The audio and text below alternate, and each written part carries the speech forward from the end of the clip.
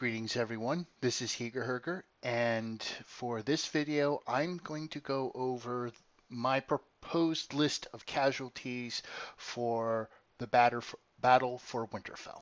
There are two characters that I want to get out of the way before I start going over the main characters um, with my predictions. Gilly. I think she'll be fine. She'll be in the crypts. The other is Alice Karstark. Now, when she is forgiven of her crimes, of the crimes of her family in season 7, episode 1, Dragonstone, she is wearing a sword. I didn't see it while she was at the War Council table. If she goes out with her men beyond the walls of Winterfell, I have a feeling she most likely will die to kind of do a cleanup of all the northern houses. The Umbers, we already know are gone. The Glovers at Deepwood Motte, if they're not gone by now, they will be gone very shortly. The Karstarks, yes, they are still Starks. They're a cadet branch of they are a cadet branch of the Starks. Whether that will be enough to save them, I don't know. But I have a feeling if she goes out beyond the walls, she will end up being killed. Okay, for the ease of convenience, I'm going to go through them in alphabetical order. The first person on the list would be Arya. Now, we know that despite my valiant attempts to avoid any kind of spoiler, I have had one slight thing spoiled to me, and the fact that Arya runs into the crypts with her face covered in blood. That aside, I think she will survive. She has the combat ability, also the fact that she is George R.R. Martin's wife's favorite character, so I think that gives her a little bit of plot armor right there, but she's not quite done with her story arc yet, so I think she will be safe for the meantime. She still needs to finish her list. Then we have Beric Dondarrion. Oh, he is so going to die in the upcoming battle. His character is done. He's burnt out. He's ready for final death. He has the combat ability and the magical ability to do a great deal of harm in this. And I think, but if we remember back to the Beyond the Wall episode in season 7, I have a feeling that Beric is going to end up being the person that proves the point that the Night King cannot be killed with dragon glass. Maybe with Valyrian steel, but not with dragon glass, and will then be eviscerated shortly thereafter by the Night King or one of the Whites. Beric will die doing something incredibly brave and incredibly foolish. When it comes to Brand / the Three-Eyed Raven, I'm suspecting that he will survive the Battle of Winterfell. Whether he will end up surviving the conflict between him and the Night King, I really can't say. But I don't think in the Battle for Winterfell that Bran will be going that he will be going anywhere. I believe he is safe for the moment. Sir Brienne of Tarth. This is actually an interesting one because it can go one of two ways, both of which are which would be perfectly valid. Now, if they are going with the end idea that Brienne is the one who fills in Jaime's pages of the White Book for the Kingsguard, that means that she will survive. She is not quite yet finished her character arc. That last little bit to help redeem Jaime Lannister. However, if they are not going that route, she has been knighted, which is something that she has always secretly desired, and that has come to fruition. That also means, without being a member of the Kingsguard, her story arc is done, and she can now be killed off. If she does die, I suspect that she will die heroically, as most of these people will, um, either protecting Arya or protecting Sansa, fulfilling her oath to Lady Catelyn. Sir Davos Seaworth.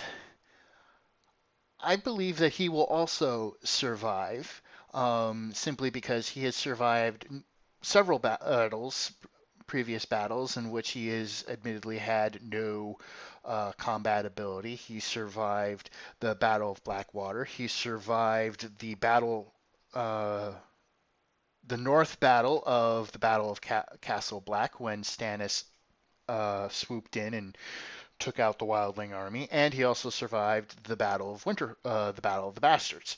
So, and he also fits under the category of um, dwarfs, bastards, and broken things. So I'm confident that he will survive.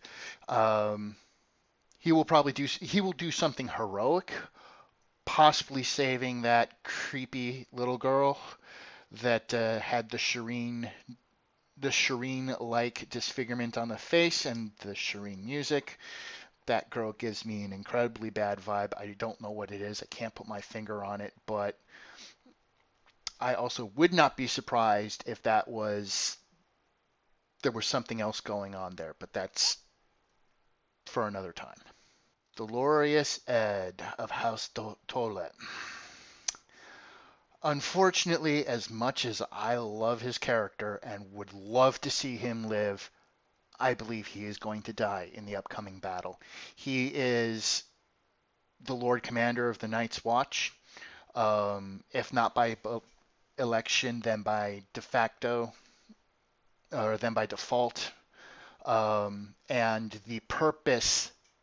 the very purpose that the Night's Watch were formed for is this battle, to confront the others, to confront the White Walkers, and there's not very many of them left. And after this, I don't think there will be anybody to fill in the Night Watch, and this is going to be their last hurrah. The Night's Watch is about to exit the stage here. And Gendry Waters of House Baratheon. There's so many theories going around with the possibility of Gendry being legitimized and taking over House Baratheon and the Stormlands. There is, and everything else that's swirling about him, and his stubborn declaration of that he is a fighter. I wouldn't be surprised if he does get into the fighting. I don't think he will be on the field, but he will definitely be part of the fighting inside the courtyard or the Baileys of Winterfell.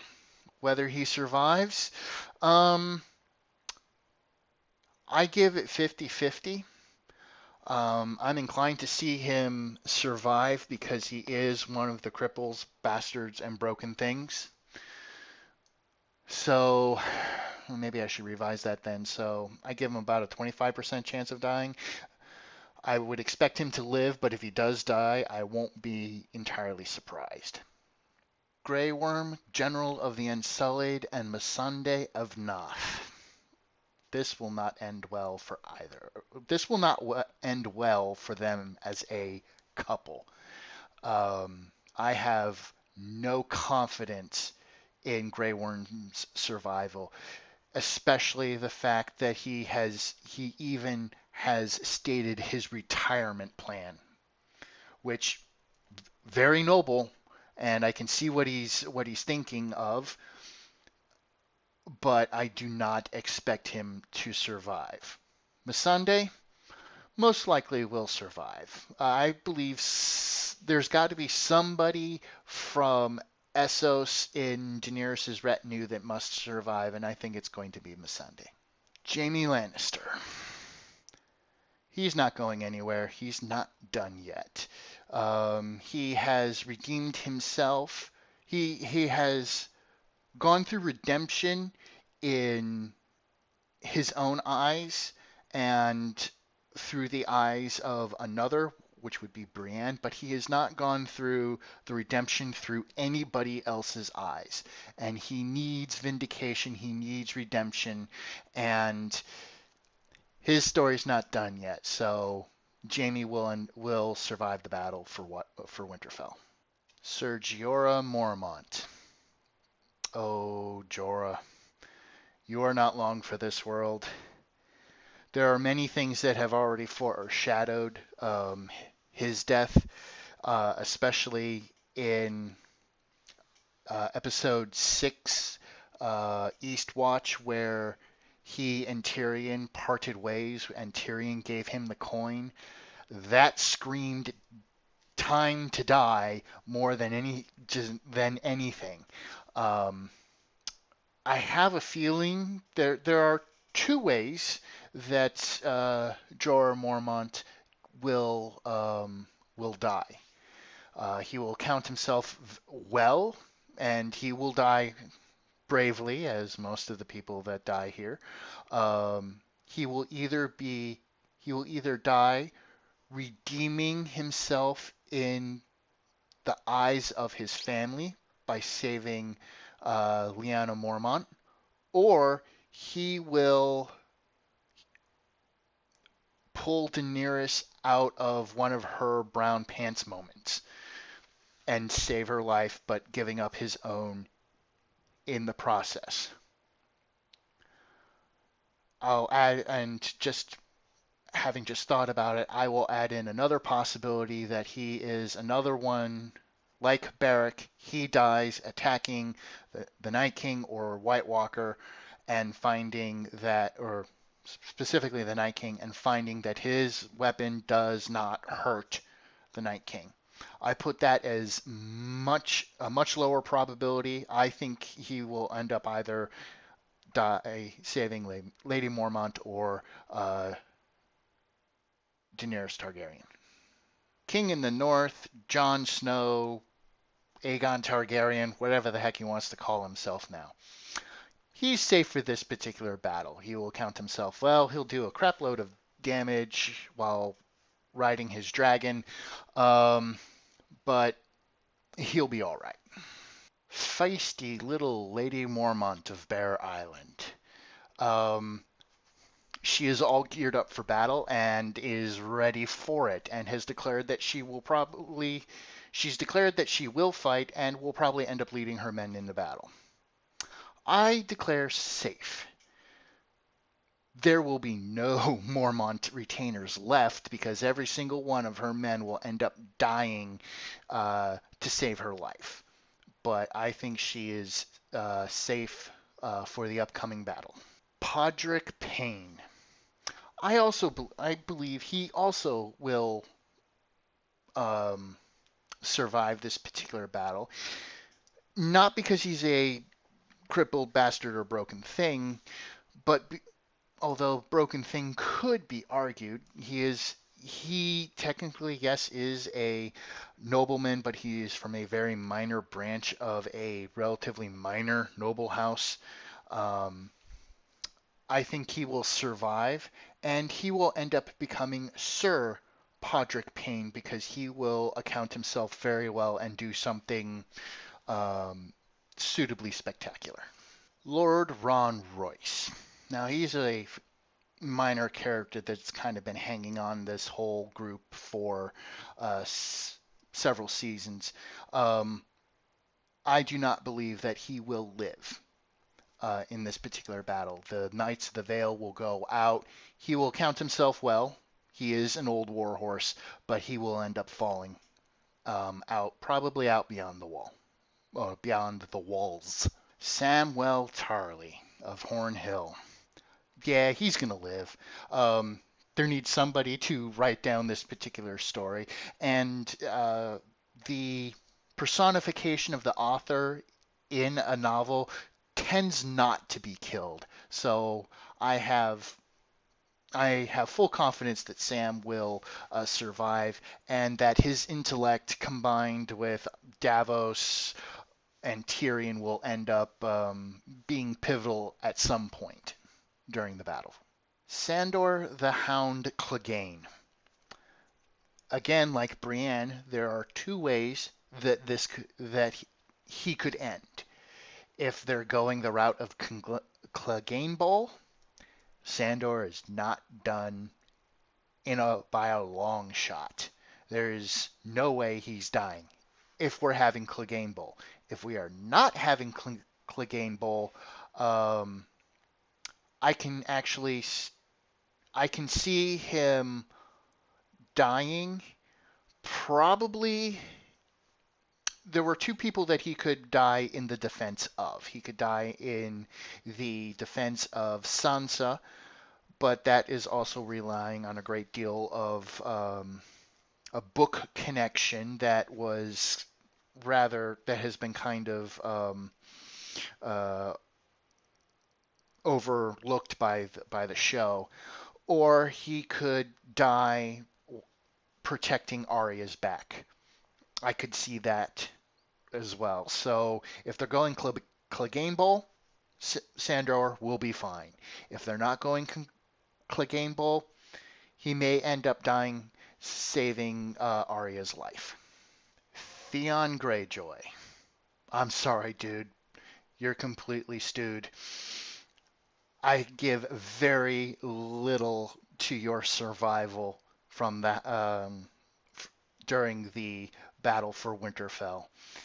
His story arc is pretty much complete. He has regained himself after losing himself completely. He has regained himself. He has regained his uh, proverbial manhood, um, and he is here, and he has declared that he will defend Bran Stark in the Godswood, and um,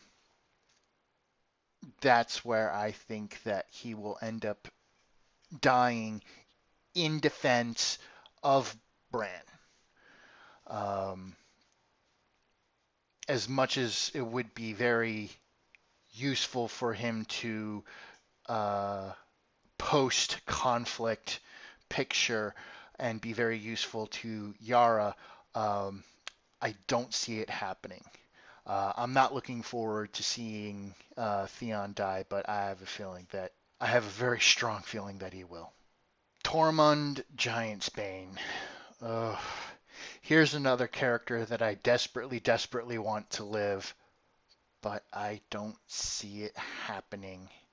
Um, it can be argued that he is the personification of all of the surviving wildlings, and that he would need to survive to show that the wildlings will, any survivors of the wildlings after this conflict, um, they'll go back north to what is their home, their lands, their homes, what they know. But and as much as I would love to see Tormund uh, carry Sir Brienne of Tarth off to marry her, I don't see him surviving, and I will have a drink for him when he does die. Uh, God, I'm not looking forward to that. Then we have Lord Tyrion Lannister. Yep, he's gonna survive. Cripples, bastards, and broken things. I also see him disobeying a direct order from Dany and doing something and leaving the crypts and making an observation and using his quick mind at a critical moment, possibly in conjunction with Sam or Davos, that will maybe not necessarily tip towards victory, but tip the scales towards survival. Then there's the family dogs of Drogon, Rhaegal, and Ghost. I can't say as to the particulars of um, when they're going to die with any confidence. Um, if they do not die in the battle, they will not survive the conflict. Magic is going away, and they personify magic, so they must go. Um, Same thing with Ghost. The direwolves are a dying species to go the way of the mammoths, the giants, the children of the forest. Ghost is an echo of ages past, and he this event will end up wiping out, basically wiping the board clean of magic. All three of them, and uh, Viserion as well. All three dragons and the dire wolves will end up dying.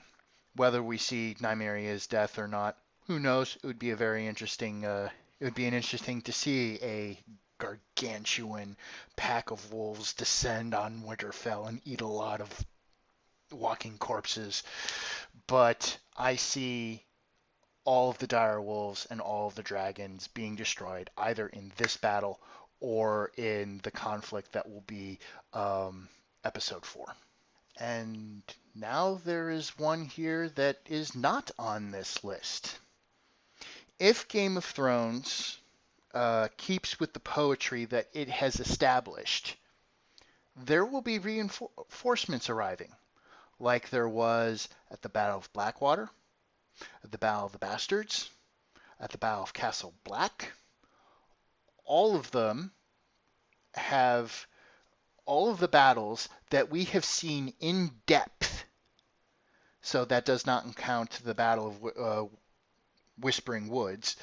There have been surprise reinforcements for the winning side, usually as things look absolutely darkest. And I think that's when Melisandre is going to show up. And she will end up bringing the Lord of Light devotees from Volantis and anywhere else that the Lord of Light has reached. So I think she is going to come with lots of reinforcements, and I see her dying in the battle. So I call, even though she's not on the usual roster of characters in the North, I add Melisandre. She will end up dying. Because if the Night King don't get her, Arya will. So those are my pick as to who's going to live and who's going to die in the battle. Put in the comments below if you agree, disagree, and any reasonings that you have for it. If you've liked this list, give me a like and a share, and I will see you when I do my first impressions of the battle on Sunday. Until then, take care.